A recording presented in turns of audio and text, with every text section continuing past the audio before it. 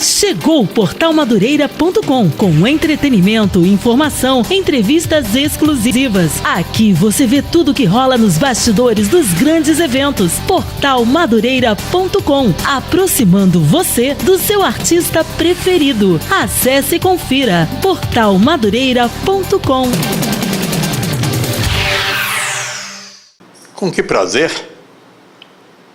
nós voltamos a falar sobre um assunto importantíssimo.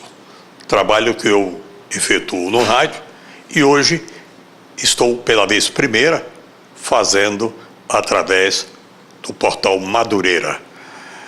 E para falar sobre o Enxerga Brasil, nós vamos trazer uma das grandes personalidades e, por que não dizer, autoridade em termos da oftalmologia brasileira.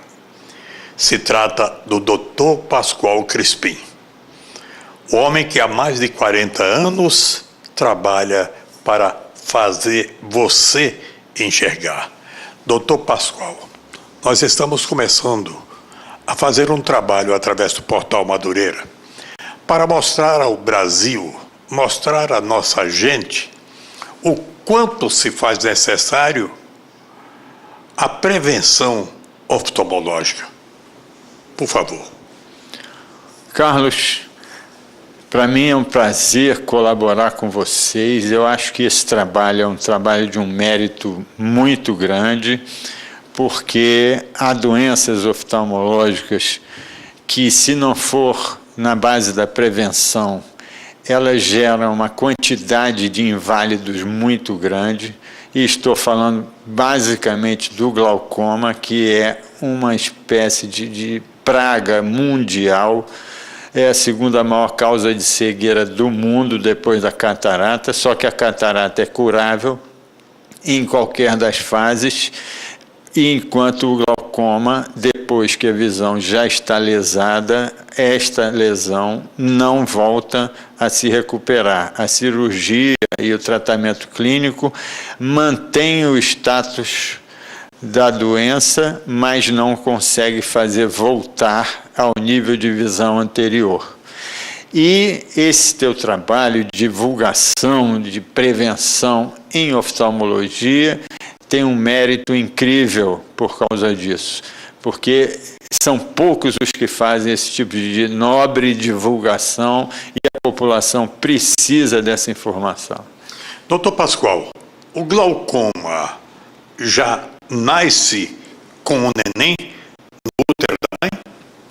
Existem mais de 20 tipos de glaucoma diferentes, porque as causas da subida da pressão ocular, que é o que acontece em quase todos os glaucomas, a subida da pressão do olho, as causas são múltiplas. Tem glaucomas causados por diabetes, glaucomas causados por excesso de gordura no sangue, colesterol, triglicerídeo, glaucomas causados por traumatismos, por hemorragias, pelo uso de cortisona, pelo uso de uma série de medicamentos que podem fazer com que se desequilibre a pressão intraocular. E cada tipo de glaucoma tem um tipo de evolução, mas em praticamente todos eles o que se encontra é um período onde a pressão está alta, mas o nervo ainda resiste e a visão é normal. Na fase seguinte, se o processo se continua sem um tratamento, o nervo começa a perder uma quantidade de células além do que ele suporta e a qualidade da visão começa a cair, com consequente perda da qualidade de vida e qualidade de trabalho da pessoa. Doutor Pascoal, existe alguma medicação que debele o problema do glaucoma? Existe. Como você falou, no caso da criança que já nasce com glaucoma, que é uma malformação congênita, essa malformação congênita ela exige um tratamento cirúrgico, porque é um problema mecânico e tem que ser feito com cirurgia o trabalho para a cura e não deixar progredir uma doença que normalmente, sem tratamento, vai à cegueira total. Às vezes, mesmo com tratamento, ela volta e você é obrigado a reoperar N vezes, porque o glaucoma congênito depende muito do nível de malformação que a criança sofreu na vida intrauterina.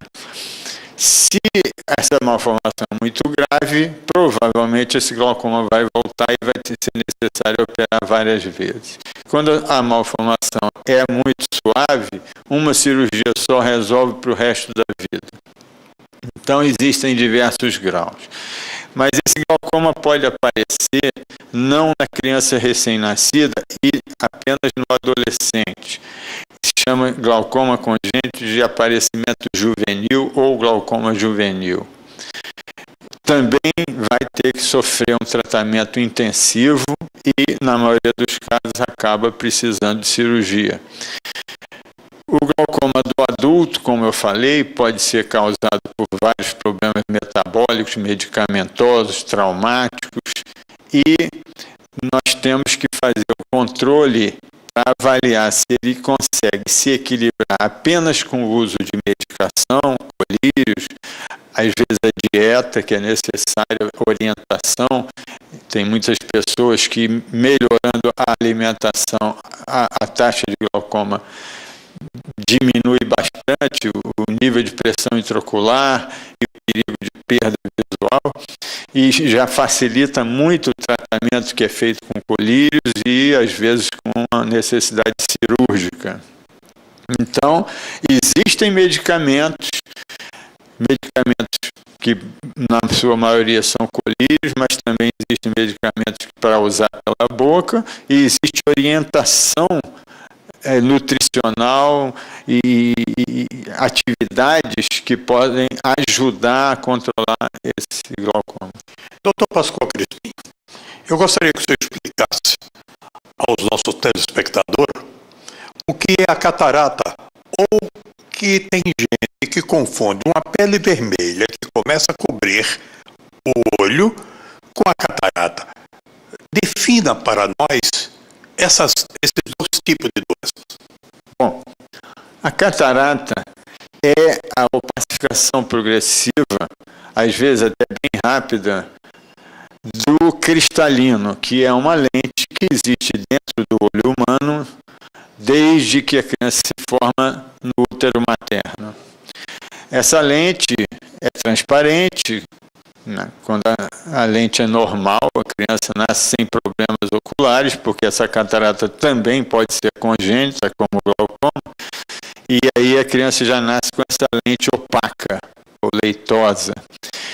E, na sua maioria, as crianças nascem com essa lente transparente, e com o envelhecer do cristalino, à medida que a pessoa envelhece, essa lente vai se tornando amarelada, acastanhada e começa a escurecer. Ou, por um problema diferente, ela começa a ficar leitosa e, então, não transmite mais a luz através da pupila e a visão se turva. Pode-se corrigir? Pode-se. Com a cirurgia da catarata, que hoje em dia é mais realizada no mundo inteiro, você pode corrigir completamente o problema. Mas existe uma coisa chamada pterígio, que é o crescimento de uma língua avermelhada do branco do olho para o colorido do olho, que é a íris. Na verdade, ela cresce sobre a córnea. E tem muita gente que confunde com a catarata. E muita gente chama isso de catarata. No norte do Brasil, perto da linha do Equador, como no resto do mundo inteiro, o pterígio cega muita gente por falta de assistência médica. Quem quiser conhecer isso, basta ir ao norte e vai ver na Amazônia uma quantidade enorme de pessoas com pterígio não operado e que prejudica seriamente a visão. mas o pterígio é totalmente externo e a catarata é totalmente interna. São coisas completamente diferentes. No Nordeste, o pterígio também é chamado de bilide ou velide.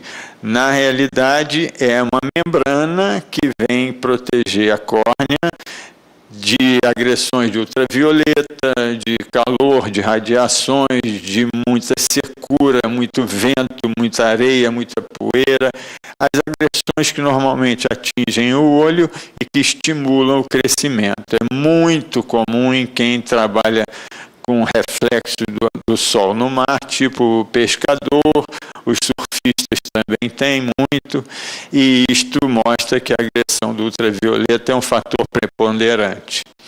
É passível de cura com a cirurgia e deve ser feita precocemente, antes que avance sobre a menina do olho, a pupila, porque se chegar ali, talvez mesmo operada ainda fique em uma sequela que não deixa a visão 100% normal. Dr. Pascoal Crispim, como eu lhes disse no início, uma das mais altas autoridades em oftalmologia neste país, onde ele faz tratamento também com a acupuntura. Eu fui conhecer de perto, na Policlínica do Rio de Janeiro, onde ele, além de ser médico daquela instituição há mais de 30 anos, fui conhecer o trabalho e o tratamento sobre a acupuntura. Dr. Pascoal Crispim, ele tem um projeto, cujo projeto ele começou a falar sobre a Amazônia. E esse trabalho que tem o título de Enxerga Brasil. Eu gostaria que o Dr. Pascoal Crispim, meu amigo telespectador, falasse um pouquinho desse projeto, desse trabalho extraordinário, porque ele é um samaritano dentro da filosofia de tratamento oftalmológico gracioso que ele faz na Amazônia. Dr. Pascoal Crispim. O trabalho da Enxerga Brasil, que foi uma organização que nós fizemos, eu e o Dr. Felipe Guaraná, ele veio de um projeto anterior que se chamava Projeto Enxergando o Rio Negro. Nós descemos o Rio Negro de caiaque, 2 caiaques individuais, desde a fronteira da Venezuela, que é uma fronteira paralela com a da Colômbia, né? O Rio Negro, ao entrar no Brasil, ele é totalmente brasileiro, mas fora da fronteira brasileira, a margem esquerda do rio é Venezuela e a margem direita é Colômbia. Nessa região, que faz fronteira com o município brasileiro de São Gabriel da Cachoeira, e que eu tenho aqui que citar o grande apoio que o Exército nos deu, nós iniciamos essa viagem e seguimos os quase 1.400 quilômetros até Manaus, remando e parando nas aldeias ribeirinhas, que praticamente são de indígenas ou de caboclos descendentes dos índios da região, e fazendo assistência oftalmológica a esses habitantes que não têm qualquer apoio oftalmológico e cuja saúde ocular depende de oftalmologistas que estão a mais de 1.000 quilômetros de distância. Vocês imaginem se entrar uma farpa ou um estrepe, alguma coisa que fira o olho deles, quantos quilômetros eles vão ter que andar para encontrar um médico que eles não sabem se vai estar lá. Realmente é uma população muito desvalida de apoio médico e de prevenção, de apoio e de prevenção, porque muita coisa a gente poderia evitar que eles tivessem, se houvesse uma campanha preventiva, uma orientação. E essa viagem eu quis fazer com o Felipe nessa região também, ele mesmo que sugeriu, para avaliar se a estatística de doenças oculares que eu ia encontrar era semelhante aquela que eu já encontrava antes no Projeto Rondon, quando eu participei do Projeto Rondon em Parintins, no campus avançado da UERJ, onde eu operava pterídeos. E lá, naquela região, é tão necessário o pterídeo que eu diria que talvez seja mais importante do que a catarata, pela frequência tão intensa e pela idade em que ele começa tão precoce, devido provavelmente à incidência do sol em 90 graus quase o ano inteiro, porque ali naquela região é quase sempre verão. O que eles chamam de inverno é quando chove e verão quando não chove, mas a temperatura é sempre elevada o ano inteiro, e então é uma região que nós precisamos assistir.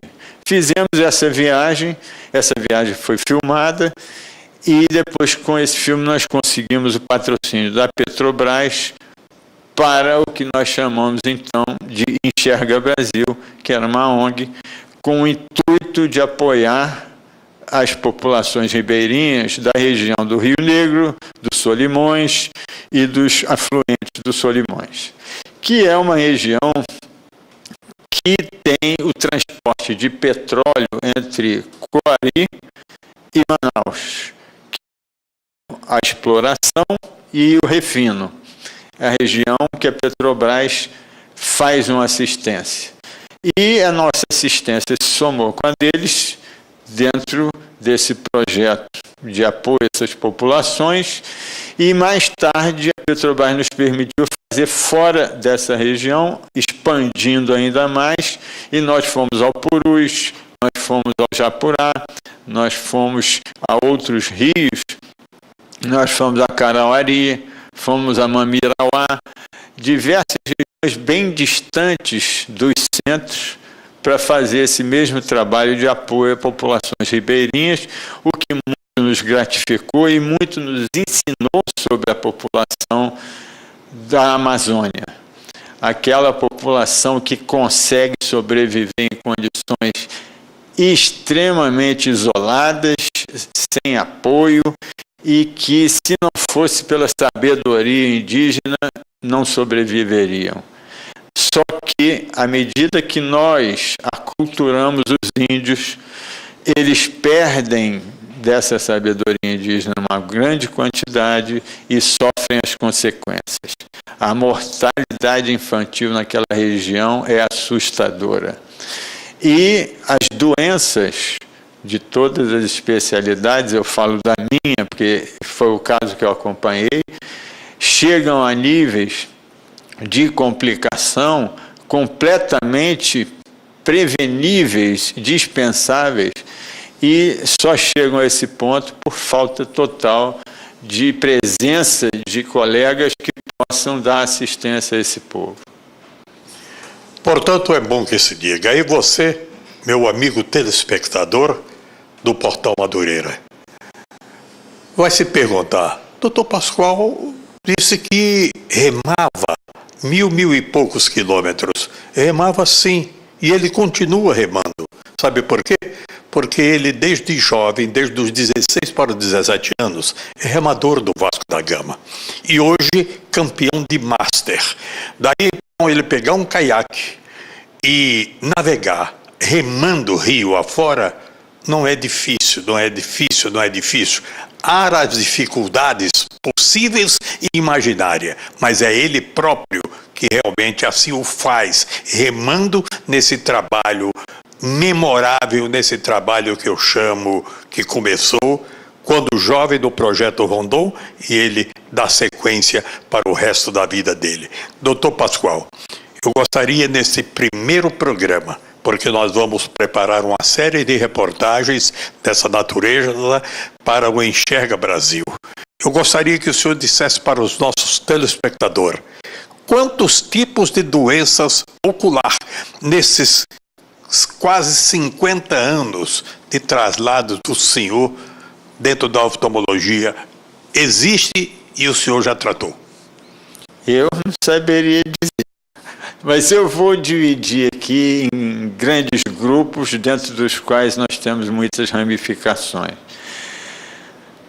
A maior incidência de doença ocular aqui no nosso meio, no Rio de Janeiro, é de ametropias, que eu nem considero doenças, são apenas os graus que as pessoas têm que usar óculos para poderem, ou lente de contato, para poderem trabalhar. Dito assim, parece sem importância, mas quando eu trabalhava no Souza Aguiar, eu cansei de ver profissionais que não tinham o dinheiro para comprar os seus óculos e não conseguiam trabalhar. E isso é uma coisa que não é supérfluo. É uma coisa que teria que ser visto por um pedreiro que tem uma hipermetropia, uma miopia fortes e não tem óculos, ele para de produzir o pão de cada dia para a sua família.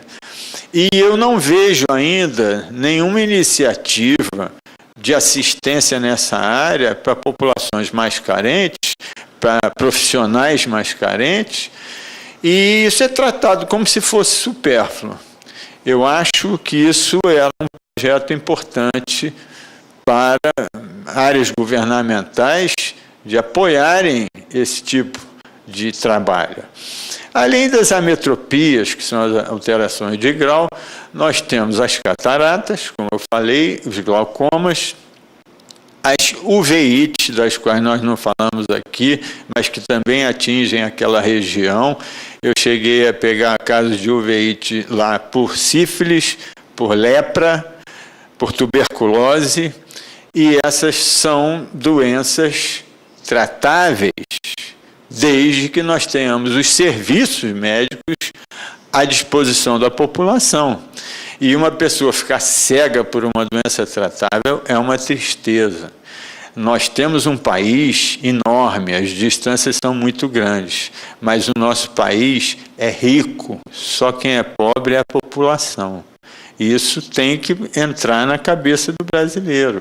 Nós precisamos transformar a nossa população numa população economicamente ativa, se a gente quiser crescer.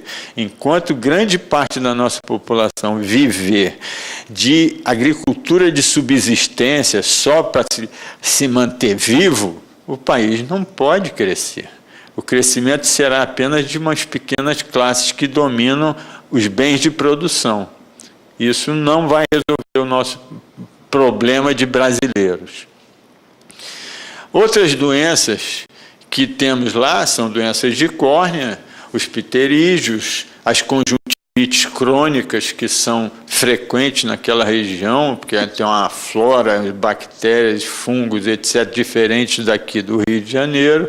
Aqui no Rio de Janeiro, as conjuntivites mais comuns são as conjuntivites virais, que aparecem muito nos verões, nas mudanças de tempo.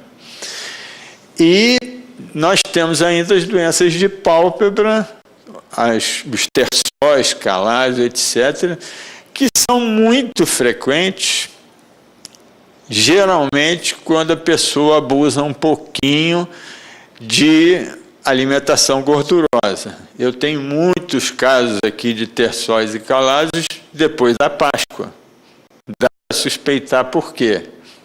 O chocolate. O chocolate. A pessoa vem comendo uma dosezinha normal, chega naquele período, triplica ou quadruplica a dose, o organismo reclama. E a forma de reclamar pode ser essa.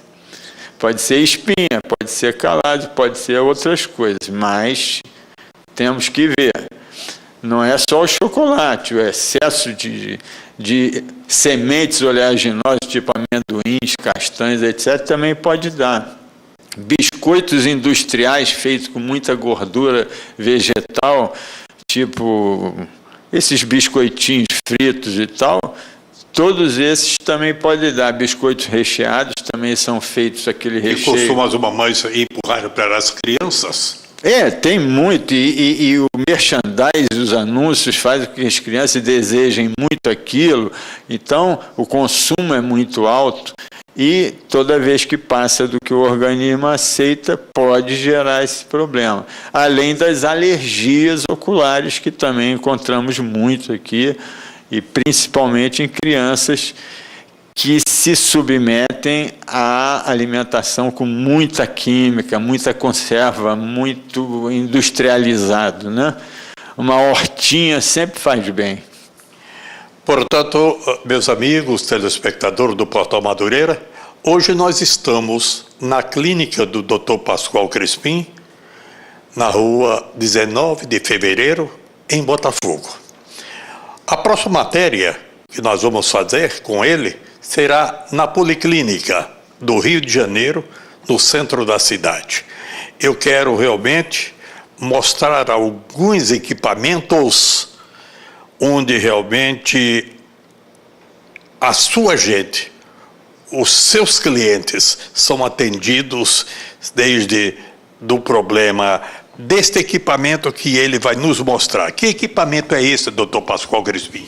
Aqui nós temos um refratômetro para diagnosticar o grau que a pessoa precisa, miopia, hipermetropia, astigmatismo, vista cansada. Aqui nós temos uma lâmpada de fenda, que é um biomicroscópio, onde eu vejo o olho do paciente, a pálpebra, os anexos, em tamanho muito aumentado, para raciocinar sobre qual o problema que está levando a pessoa a ter a doença. Aqui nós temos um neodímio IAG laser, que é aquele aparelho que opera sem a gente tocar no paciente e que é capaz de devolver a visão para uma pessoa sem perigo de infecção. Eu não toco no seu olho, mas eu opero o seu olho. Quer dizer, um cinegrafista ele pode ser operado através da sua câmera e com as suas lentes. E sem dúvida. E aqui eu posso fazer esse tipo de cirurgia, se o caso assim o exigir, e consigo uma coisa que até algumas décadas atrás era impensável, operar você sem tocar você. Aqui já é um equipamento onde eu consigo ver o seu grau só baseado em feixe de luz infravermelha.